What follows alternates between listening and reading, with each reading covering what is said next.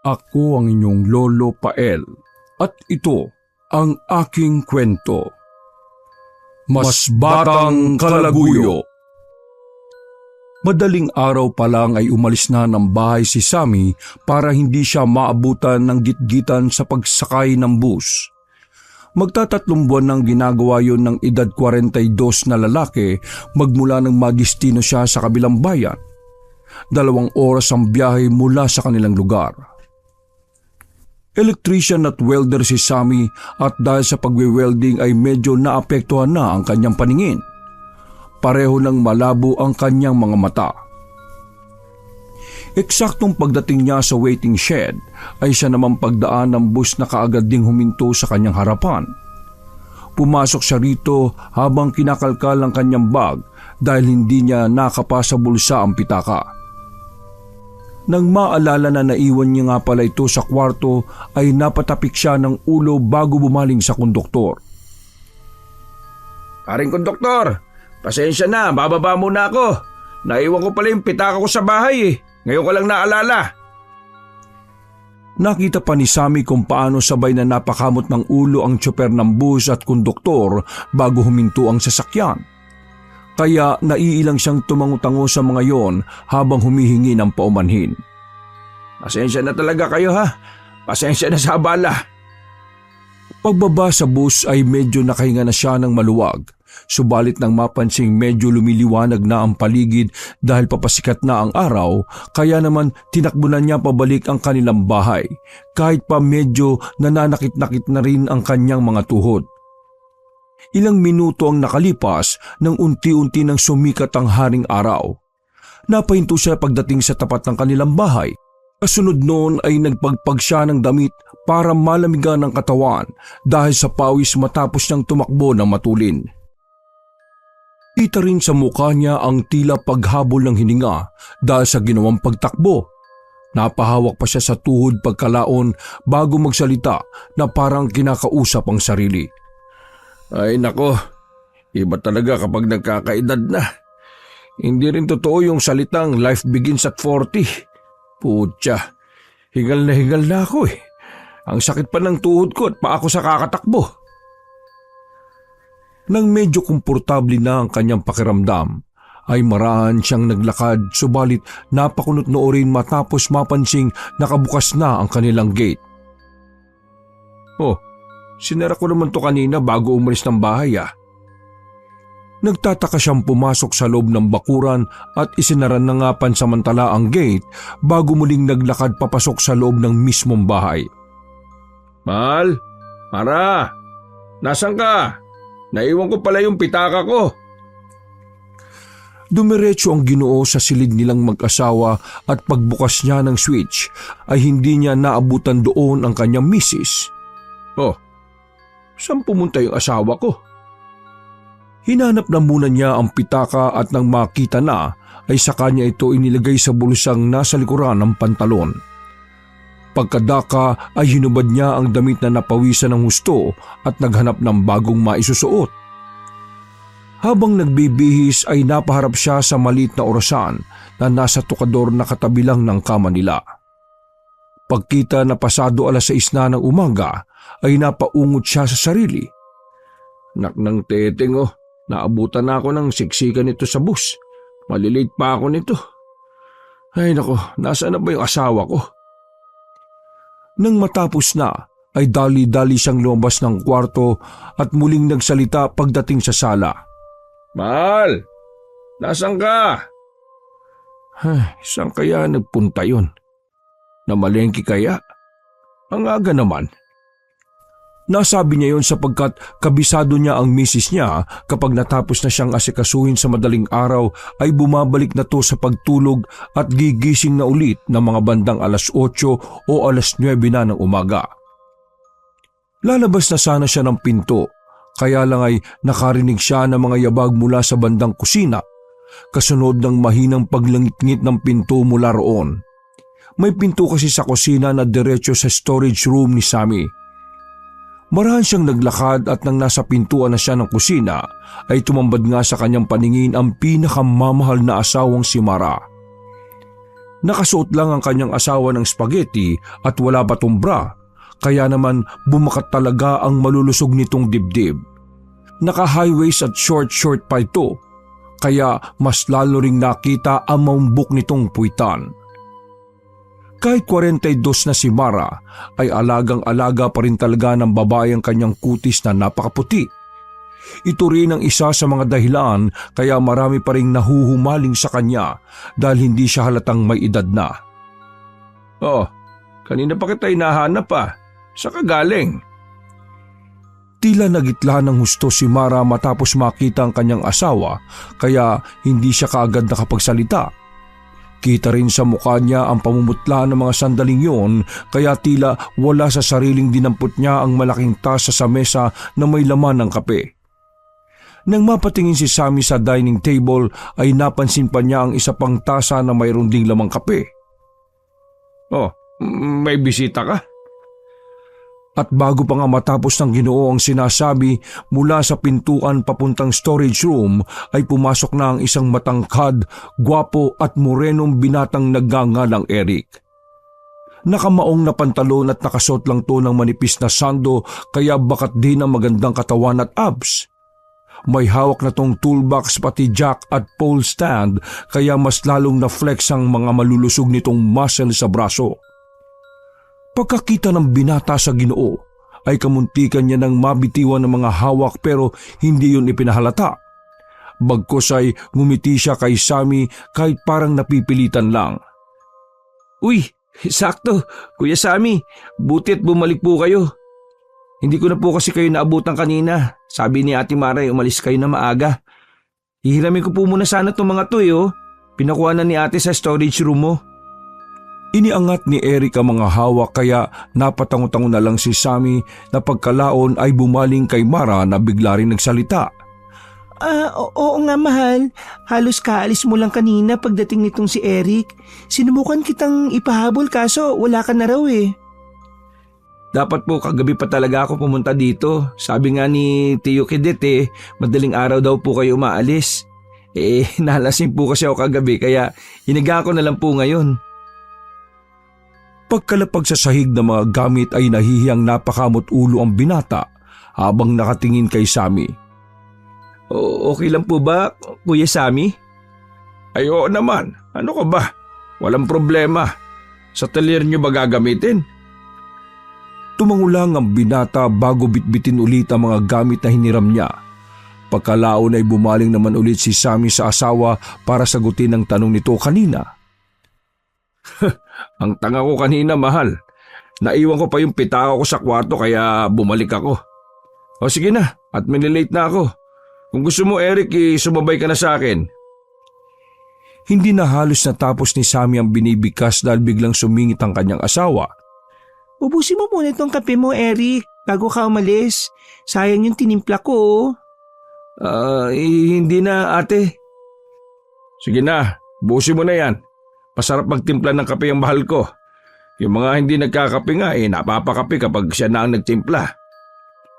Dahil doon ay wala nang nagawa ang gwapong binata kundi inumin nga ang kape na itinimpla para sa kanya ni Mara.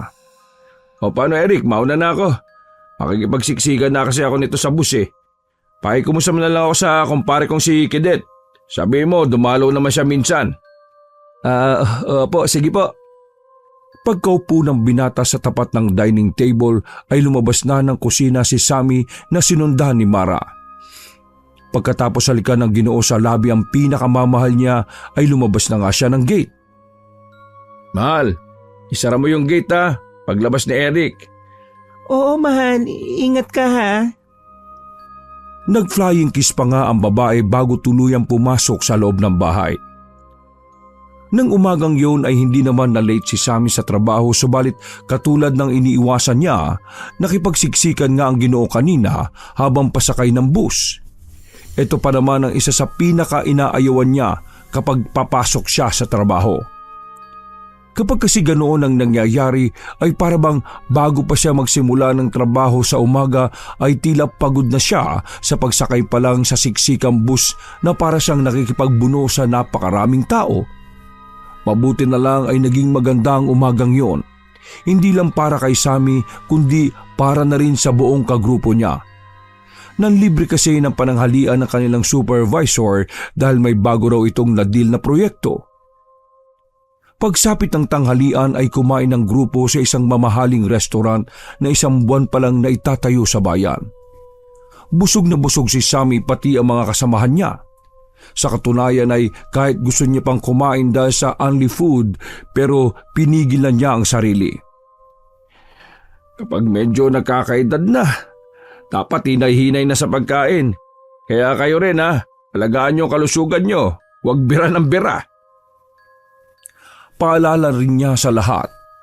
Siya kasi ang pinakamatanda sa grupo kaya kahit ang kanilang superior ay madalas ding nakikinig sa mga pinapayo niya at sinasabi. Pagkatapos nilang mananghalian ay pansamantalang nagpahinga si Sammy sa kanilang barracks. Ang ilan naman sa mga kasamahan niya ay naglaro muna ng baraha bilang pampalipas oras. Ilang minuto pa lang ang nakalilipas. Habang hinihintay na matapos ang lunch break ay hindi na rin nakaidlip ang Ginoo dahil sa ingay ng kanyang mga kasama. Paano ba naman kasi ay dumating si Manang Victoria, ang tiyahin ng kasamahan nilang si Alfonso na madalas nitong ikinukwento na mayroong kakayahang manghula at iba pa. Napadaan kasi roon ng matandang ginang dahil sa request na rin ni Alfonso. Kinakantsawan kasi siya ng mga kagrupo na nagsisinungaling kaya pinilit niya talaga ang tiyahin na mapapunta roon. Nang tila nagkakagulo na ang kanyang mga kasamahan dahil sa mga naririnig nilang hula ng matandang babae, ay napilitan na lang tuloy bumangon si Sammy at makiusyoso sa mga katrabaho. Pagharap sa kanya ni Manang Victoria, ay biglang natahimik ang lahat. Napaangat kilay naman si Sammy dahil doon, kasunod ng pasimpleng pagngiti. Oh, bigla kayong tumahimik Parang kayong mga ano dyan Hindi na niya natapos ang sinasabi sapagkat biglang nagtama ang mga mata nila ng matandang babae. Nakaramdam kagad ang Ginoo ng kakaibang presensya na parabang may kung anong hinuhugot ang manghuhula mula sa kaibuturan ng kanyang kaluluwa. Akin na ang kamay mo. Naiilang man ay inilahad na ni Sammy ang kanyang kamay para hindi na rin siya masabihang killjoy. Pagkahawak na matandang babae sa kanyang kamay ay tila biglang nilamig si Sammy. Unti-unting gumapang ang kilabot sa buo niyang katawan hanggang sa maramdaman niya ang pananayo ng mga balahibo sa batok. Dahil doon ay nakahimabatok siya habang pasimpleng napapangiti bilang pagtatago ng kakaibang kilabot na kanyang naba-vibes. Samantala, si Manang Victoria ay biglang nanahimik habang marahang hinihimas-himas ang kanyang palad at nakatitig sa mga guhit nito na binabasa ang maaaring maging kapalaran niya o kung ano pa. Ano po bang nakikita niyo, Manang? Shh! Manahimik ka muna. Napatingin si Sammy sa mga kagrupo na nung mga sandaling yon ay nagpipigil ng pagtawa matapos siyang soplain ng matandang babae. Pasimple niya tuloy sininyasan si Alfonso at ang iba pa na ang ibig sabihin ay humanda kayo sa akin. Nang umubos si Manang Victoria para linisin ang lalamunan ay muling napabaling sa kanya si Sammy. Wala nang umiimik na mga oras na yon. Kaya mas lalong tila nagkaroon ng kakaibang pakiramdam ang Ginoo. Para bang may kung anong mabigat na presensya sa kanilang kalagitnaan na hindi niya mawari kung kanino nagmumula, kaya napaisip siya habang nakatingin sa matandang babae. Grabe naman tong pwersa ni Manang Victoria, ang bigat-bigat na para akong nanghihina. Bago pa matapos ang sinasabi ng kanyang isipan, ay tumingin na sa kanya ang matandang babae at nagsimula na ngang manghula. Swerteng-swerte ka sa trabaho dahil sa mga abilidad mo. Dadalhin ka nito sa tagumpay na higit pa sa inaasahan mo. Maraming biyaya ang bubuhos sa iyo ngayong taon na ito. Napangiti si Sammy pagkarinig sa sinabing yun ng matanda. Kaya naman patuloy lang siyang nakinig sa pagpapatuloy nito. Magdadalang tao ang asawa mo ngayong taon na ito. Hindi lang ang Ginoo ang nagulat kundi pati na rin ang mga kasamahan nito. Alam kasi ng mga naroon maliban sa manghuhula na matagal nang gustong magkaanak ni Sammy. Subalit sa tagal na ring nagsasama ang mag-asawa ay hindi sila mabigyan kahit isang supling lang. Gayunpaman ay mahal na mahal ni Sammy si Mara kahit hindi siya nito mapagkalooban ng anak. At dahil sa kanilang narinig mula sa matandang manghuhula ay para siyang nabuhayan ng pag-asa ng mga sandaling yon. Lumapad ang kanyang ngiti habang nakatingin sa mga kasama at nang muli siyang bumaling kay Manang Victoria ay wala sa sarili siyang napatanong. Totoo ho ba yung sinasabi niyo? Subalit hindi sinagot na matandang manghuhula ang tanong ng Ginoo. Ang tanging payo ko lang sa iyo, ilayo mo ang asawa mo sa mga taong nagbabalat kayong inosente kung ayaw mong mawala siya sa iyo. Dahil sa mga sinabing yon ni Manang Victoria ay biglang natahimik ang lahat at nagkatinginan na lang sa isa't isa. Nakaramdam naman ng kakaiba si Sammy dahil parabang malalim ang laman ng mga sinasabi ng matandang manghuhula. Magtatanong pa nga sana siya rito kaya lang ay dumating na ang kanilang superior, dahilan para maantala ang kanilang ginagawa. Dahil malapit na rin naman kasing mag-alauna ng hapon kaya tumigil na sila at bumalik ng lahat sa pagtatrabaho. Dahil tuloy sa mga sinabi ng matandang ginang ay tila nawala na sa konsentrasyon si Sammy. Paulit-ulit kasi na tumatakbo sa utak niya ang mga hula patungkol sa kanilang mag-asawa. Hindi niya alam kung matutuwa ba siya o hindi sa hula sa kanya kaya hanggang uwian ay nasa isip niya pa rin ang tungkol sa bagay na yon. Paglipas pa ng mga oras, eksakto 7:30 na ng gabi. Tahimik siyang naglalakad paliko sa daan papunta sa kanilang bahay nang makita niya ang binatang si Eric na kalalabas lang uli ng gate nila. Hoy, galing ka sa loob ng bahay? Tila nagulat na naman ng bahagya ang binata pagkakita sa kanya. Pawis na pawis kasi ang mukha nito na kahit ang suot na sando ay nabasa na rin. Ay, kayo pala, Kuya Sammy. Bahagyang nagpunas ng katawan ng binata bago muling nagsalita. Opo kuya, kakasauli ko lang po nung tools. Salamat po daw sabi ni Tio Kidet. Sinauli mo na kagad. Hindi nyo na ba gagamitin yung sa talyer? Dumating na rin po kasi kagad yung in-order nila kaninang tanghali . Hindi nga po namin masyadong nagamit. Nahuli lang po ako ng pagsusuoli dahil medyo ginabi na rin kami sa ginagawa namin. Napaangat kilay si Sammy bago pa simpleng sumulyap sa kanilang bahay. Ganun ba? So paano? Papasok na ako sa loob ng bahay Sige po. Pinasasabi nga po pala ni Tio, bukas daw po ng gabi, dadalaw siya rito para makipag-inuman sa inyo. Kitang-kita sa mukha ni Sammy ang ngiti dahil matagal-tagal na rin silang hindi nakikita ng kumpare niya simula nung madistino siya sa kabilang bayan. Sige. Magpapabili ako bukas para sa pulutan basta siya na kamong bahala sa alak namin Sige po, sasabihin ko po. Paano po? Maano na akong umalis? Salamat po uli. Sinundan muna ni Sammy ng tingin ng gwapong binata at nang mawala na ito ay pumasok na rin siya kaagad at kinandado ang gate. Pagpasok niya sa loob ng bahay ay eksakto namang kalalabas lang ni Mara ng banyo na medyo nagulat din matapos siyang makita. Maaga ka yata ngayon, mahal. Umupo muna si Sammy sa malambot na sofa bago sumagot. Sumabay kasi ako sa sasakyan ni Superior sakto yung daan niya rito banda sa atin kaya di na ako nahasel sa pag-aabang ng bus pa uwi. Teka, nakita ko lang nakalalabas ni Eric galing dito Kanina ka pa ba sa banyo? Paano niya napasok yung mga tools sa storage? Sinamahan mo ng nakatapis ka lang? Hindi kaagad nakaimik ang babae matapos yung sabihin ng kanyang asawa. Ang ginawa na lang niya ay lumapit sa lalaki at saka ito hinalikan sa labi. Sabi ko ilagay na lang niya roon sa likod.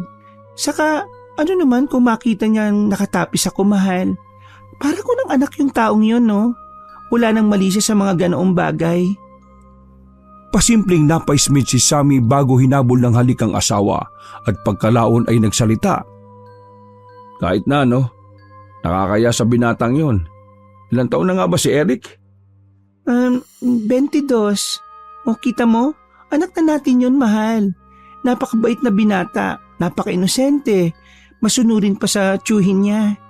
Nako, swerte na magiging girlfriend nun. Gwapo na, masipag pa, mabait pa. Lahat na. Kung may anak lang tayo, ako na magrereto sa anak natin kahit na mapababae pa o lalaki.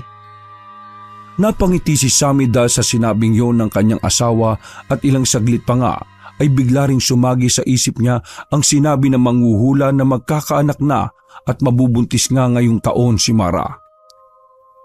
Dahil doon ay nakaisip siya ng ideya. Hinarap niya ang asawa habang umingiti ng nakakaloko. Nagugutom na ako, mahal. Sakto, may pagkain sa kusina. Magbibihis lang ako, ah. Biglang hinila ni Sammy ang kanyang asawa kaya napakandong na ito sa kanya. Aray ko, ba't mo naman ako inatak, mahal?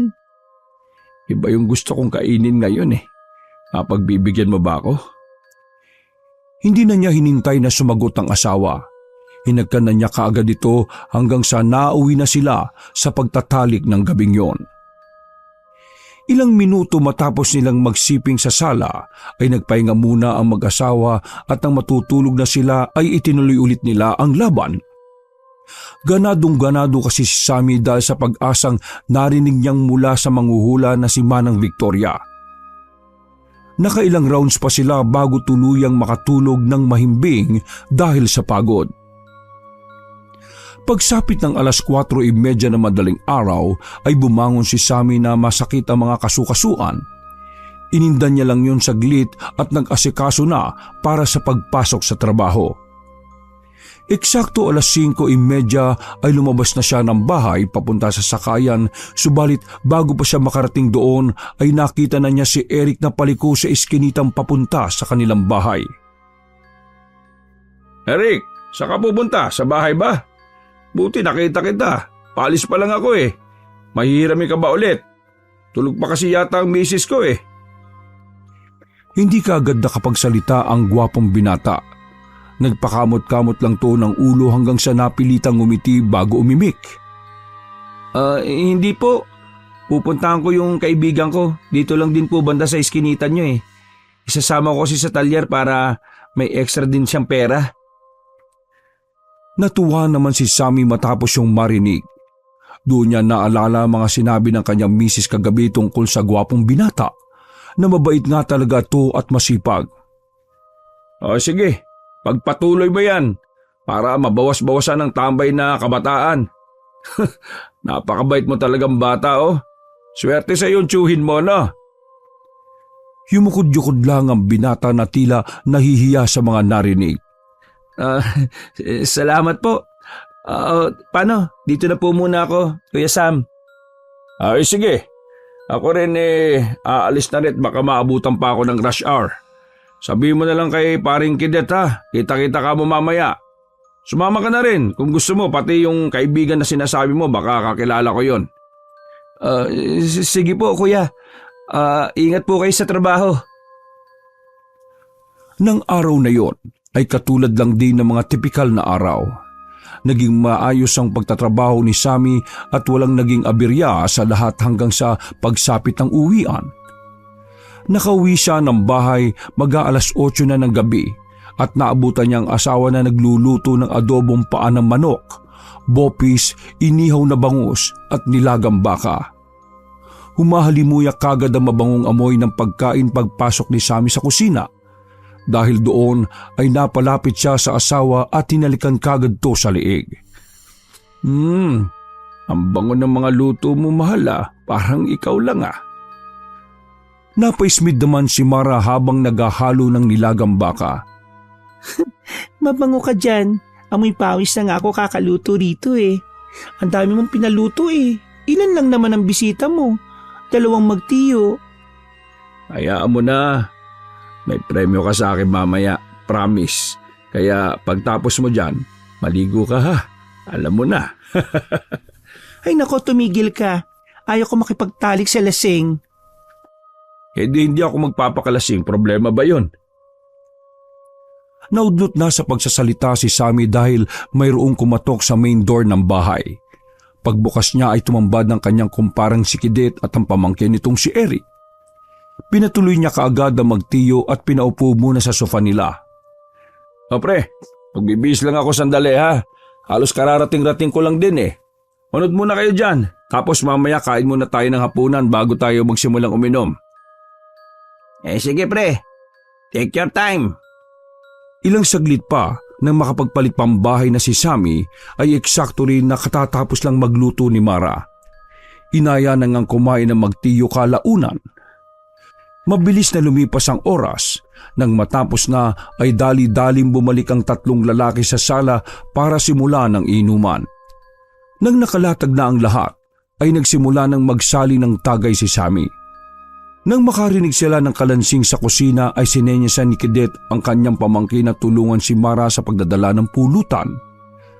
Ganun nga ang ginawa ng binata na dali-daling nagpunta sa kusina. Pagkatagay ni Sammy ay nagsalin siya ulit ng baso at iniabot naman sa kanyang kumpare na kaagad ding tumagay. Ang tagal ni Eric ah. Sa kanya na tong susunod eh. Pamangkin, sa'yo na tong shot. Bilisan mo dyan. Pagkadaka ay bumaling si Kidet sa kanyang kumpare bago muling nagsalita. Baka nadagalan na pre ng pulutan. Dahil doon ay napasilip ang magkumpare sa kusina pero hindi nila natanaw sina Mara at Eric. Sandali nga pre. Pupuntahan ko lang. Sige pre, manonood lang ako rito. Dali-daling tumayo si Sammy at nagtungo sa kusina subalit hindi niya nakita roon ang kanyang asawa at ang pamangkin ng kanyang kumpare. Oh, nasaan na yung mga yun? Nagpunta siya sa likod bahay at nakita niya ang dalawa sa tapat ng storage room. Nakaubad na ng damit si Eric kaya nagulat ang Ginoo at dali-daling lumapit dahil hindi pa niya nakikita ang asawa. Hoy, Eric! Ay, Kuya Sam, tinutulungan ko lang po si ate. Nabasag kasi yung mangkok kanina kaya nilagay namin sa basurahan. Ito yung mga bubog oh. Tapos natapunan pa ako ng pangalawang pagsandok kaya nagubad na muna ako ng damit. Oo nga mahal. Tara na sa loob. Sakto tapos na rin. Sabay-sabay na nga silang pumasok sa loob at bumalik sa sala tanga ng pulutan. Itinuloy nila ang inuman pero ng mga oras na yon at habang tumatagal ang tagayan ay parabang may napapansin na si Sammy sa kakaibang ikinikilos ni Eric. Naobserbahan niya rin ang asawa na panay ang tingin sa gwapong binata at pagpapapansin.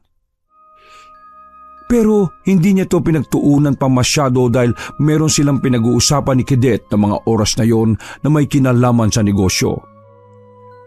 Lumipas pa ang ilang sandali. Sa paglalim ng gabi ay lumalalim na rin ang usapan na magkumpare.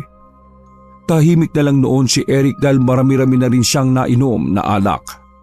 Si Mara naman ay nagpaalam na sa kanila na matutulog.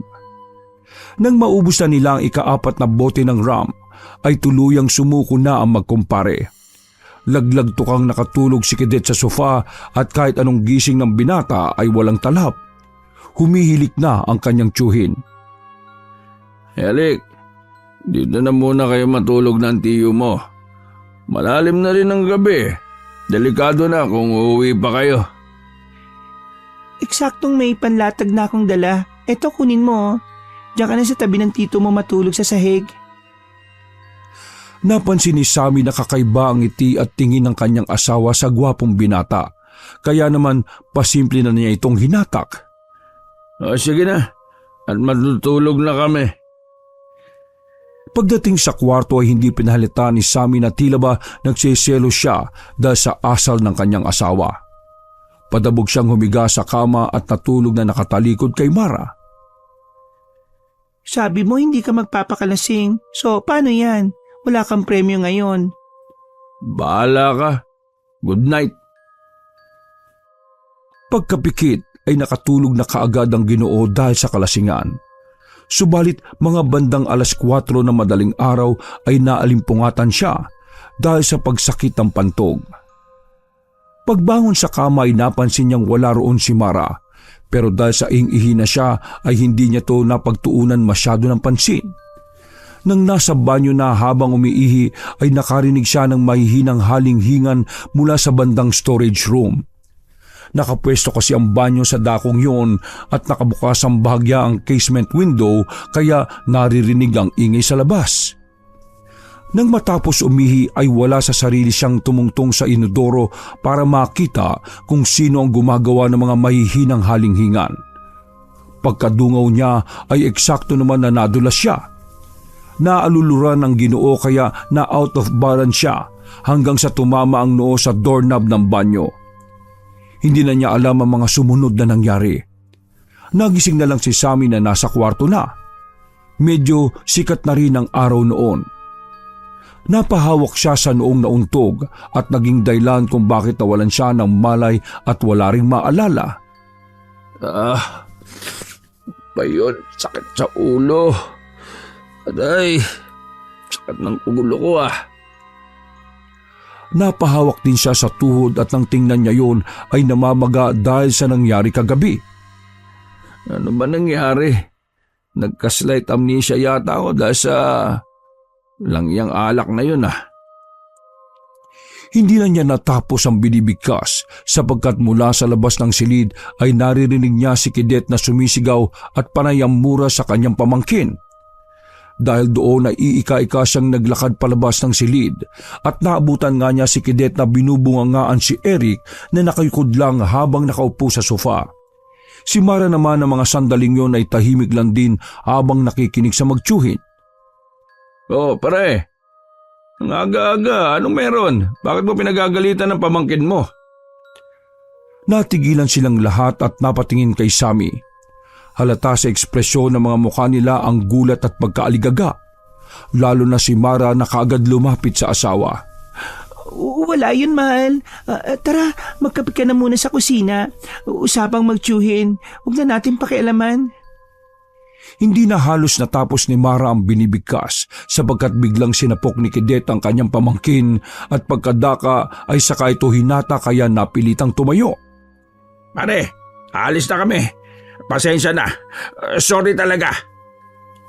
Hindi na nagawa pang makapagtanong ni Sammy dahil masyadong mabilis ang pangyayari. Hindi nga niya halos na malaya na nakalis na pala ang magtiyo. Sinubukan niyang tanungin ng asawa pero umiling lang to bago sabing hindi niya alam kung ano ang nangyari. Pagkatapos ng pangyayaring yon ay maraming nagbago dahil hindi na nagpaparamdam ang magtiyo.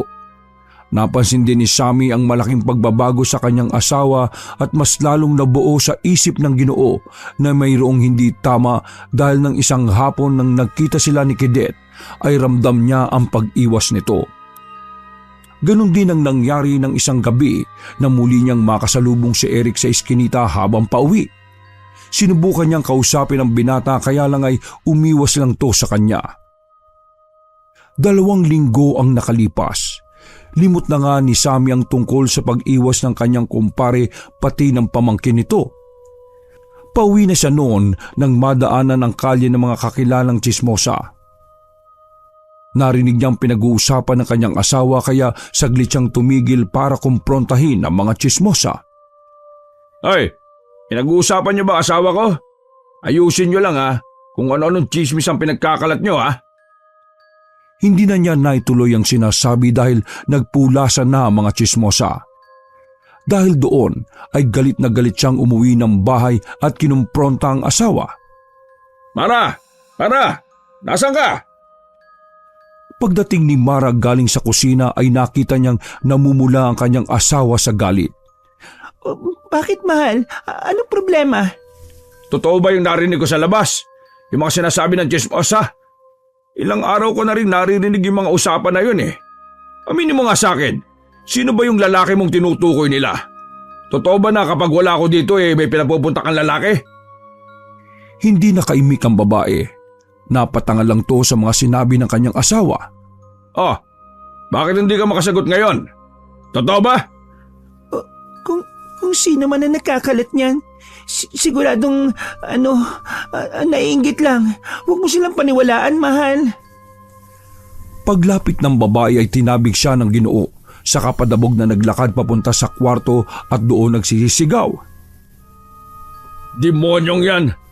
Malaman lamang ko lang talaga na totoo yun. May paglalagyan kayong pareho sa akin. Nang gabing yon, magkahiwalay na natulog ang mag-asawa. Pumesto si Sammy sa mahabang sofa at doon nagmuni-muni hanggang sa makaramdam siya ng pananakit ng pantog. Nang nasa banyo na siya at umiihi ay napatingin siya sa casement window, dahilan upang sumagi sa kanyang isip ang isang alaala. Nung huling gabi na nag-iinuman sila nila Kidet at Eric. May narinig ako nung gabing yun eh. Tapos umakyat ako sa inidoro. Hindi na niya itinuloy ang sinasabi sapagkat sa isang iglap ay nanumbalik nga bigla ang lahat-lahat ng dapat niyang maalala ng mga panahon na yon. Malinaw na sa kanyang isipan na bago siya nadulas at mauntog ay nakita niya ang asawang si Mara na nakikipagtalik sa pamangkin ng kanyang kumpare, ang binatang si Eric. Nanginig ang buo niyang kalamnan saglit matapos manumbalik ang lahat ng yon sa kanyang isipan. Ang halinghing ng kanyang asawa na halatang sarap na sarap sa ginagawa ni Eric sa kanya. Doon din unti-unting na-realize ni Sammy ang lahat. Na kaya pala ng umagang yon ay pinagmumura si Eric ng kanyang tiyo at simula rin noon ay umiwas na to dahilan sa kahihiyan. Hindi lang yon, bigla ring naisip ng Ginoo nung unang beses niyang makita si Eric sa kanilang bahay na nanghihiram ng mga tools at kaya pala madalas niya itong masalubong tuwing gabi sa iskinita. Hayop! Demonyo yun! Sa galit ay pinagsusuntok ng Ginoo ang pinto ng banyo hanggang sa magising si Mara para siya'y awatin, subalit kinabig niya ang babae hanggang sa mapaupo na ito sa sahig. Mahal, bakit ka ba nagkakaganyan, ha? Demonyo ka! Tinatanong mo kung bakit ako nagkakaganito. Hayop ka! Ang landi mo! Aambahan sana ni Sammy ang asawa ng suntok, subalit napigil niya ang sarili. Sa halip ay ang pinto na lang ulit ng banyo ang pinagdiskitahan niyang hanggang sa magkabutas-butas ito. Alam ko na ang lahat, Mara. Hayop ka talaga. Kailan pa ito nagsimula? Kailan ka pa nagsimula makipagtalik sa binatang yon? Hayop ka! Sa pamangkin pa ng kumpare ko. Buwisit! Kaya pala ganun na lang ang pag-iwas sa akin ni Kidet na yon. Marahang tumayo si Mara at saka nagsalita. Masyado kang nagpapaniwala sa mga sinasabi ng tao dyan sa labas. Huwag mo kong gawin tanga. Naalala ko na. Nakita ko kayo dyan sa bintana ng CR.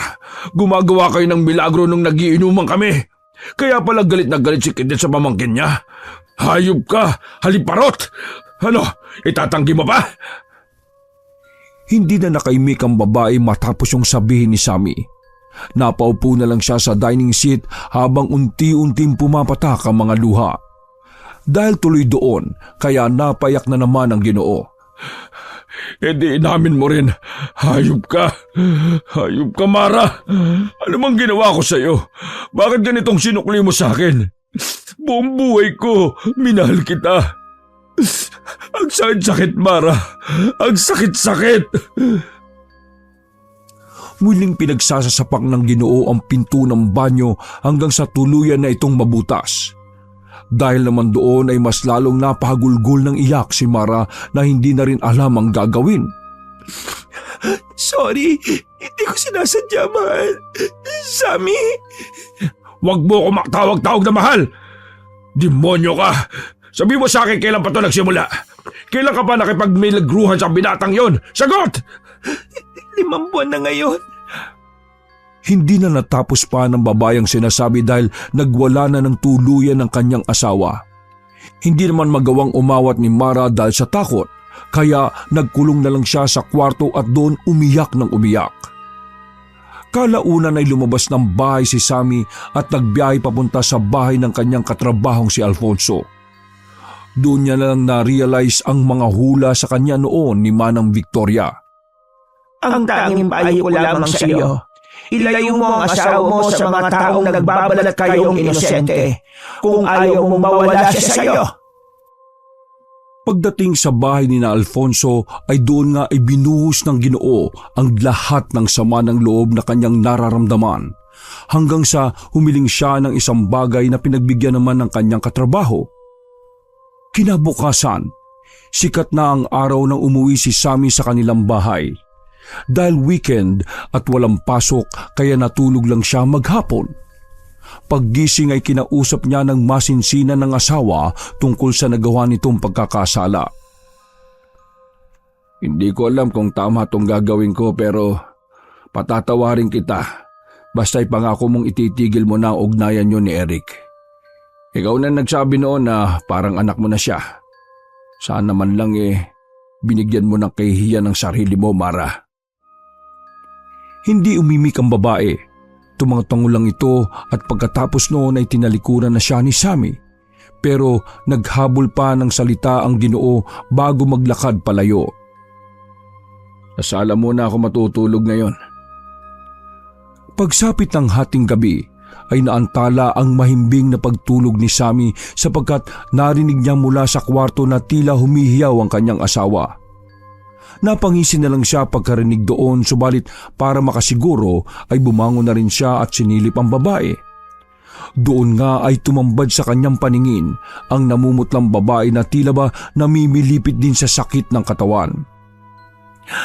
Mahal, ang sakit ng buong katawan ko. Parang may mga tumutusok-tusok na mga karayom. Tulungan mo ako, please. Isang malamig na tingin lang ang isinukli ni Sammy sa asawa. Pagkalaon ay marahan siyang pumasok sa silid at nagtungo sa kama. Umupo siya sa harap ni Mara at muli yung pinagmasdan.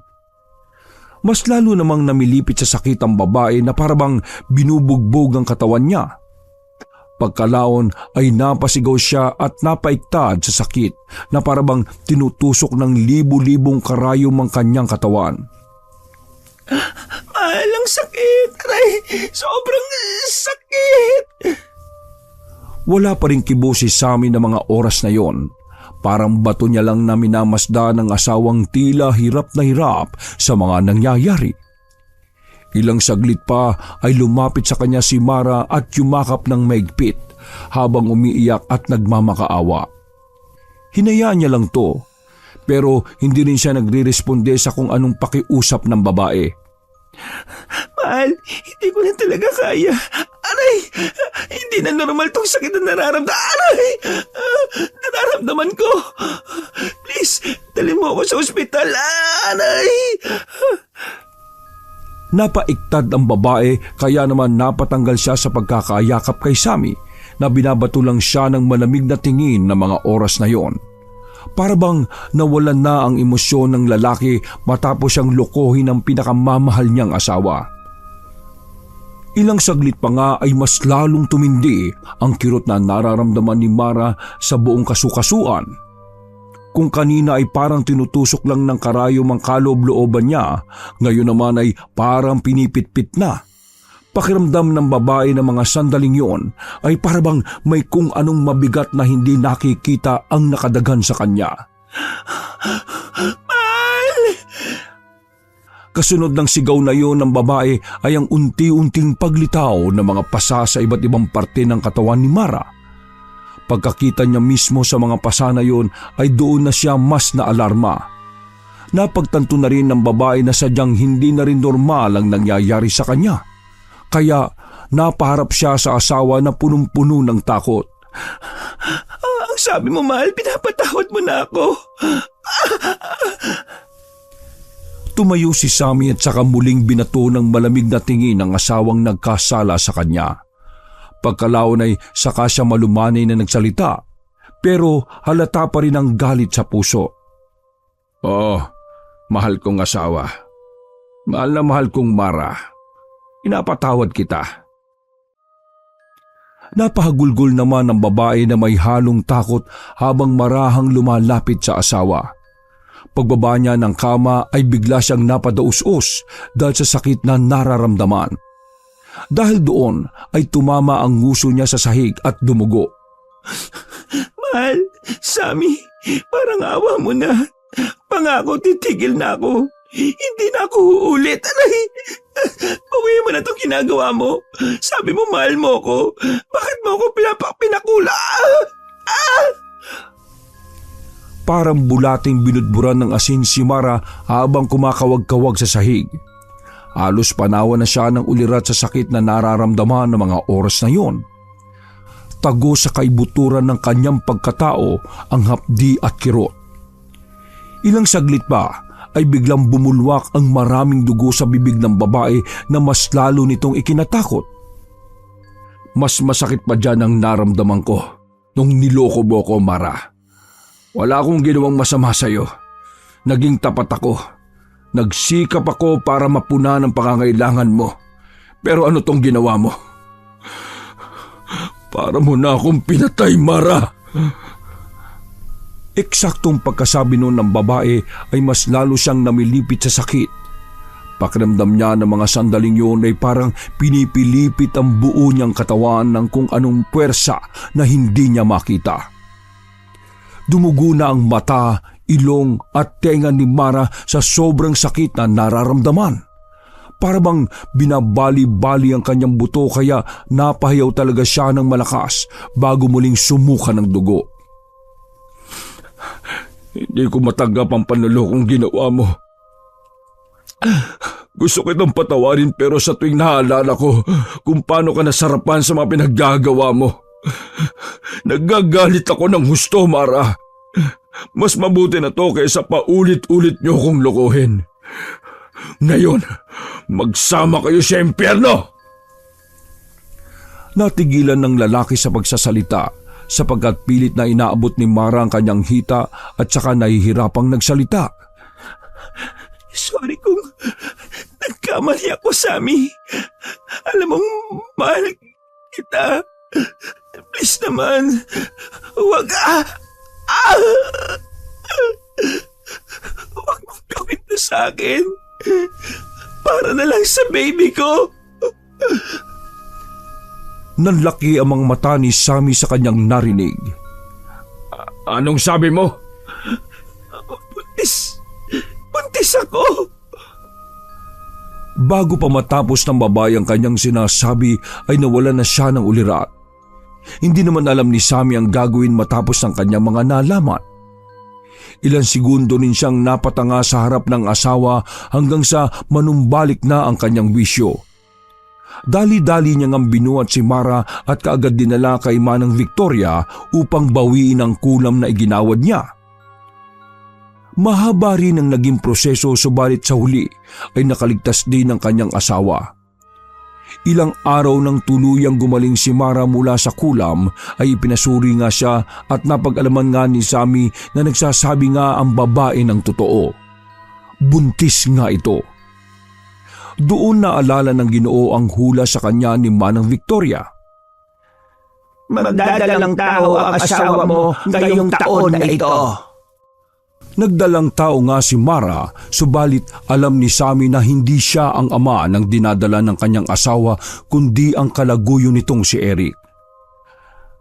Alam kong hindi ako ang tatay ng dinadala mo, pero handa akong akuin siya, Mara. Basta mangako kang hinding-hindi ka na uulit gagawa ng kalokohan. Kakalimutan ko ang lahat ng ginawa mo at magsisimula tayong muli. Nagulat si Mara sa mga sinabing yun ng kanyang asawa. Paano kung habulin ni Eric tong bata? Alam naman natin na may karapatan din siya sa bata. Ipagkakait ba natin yun sa kanya?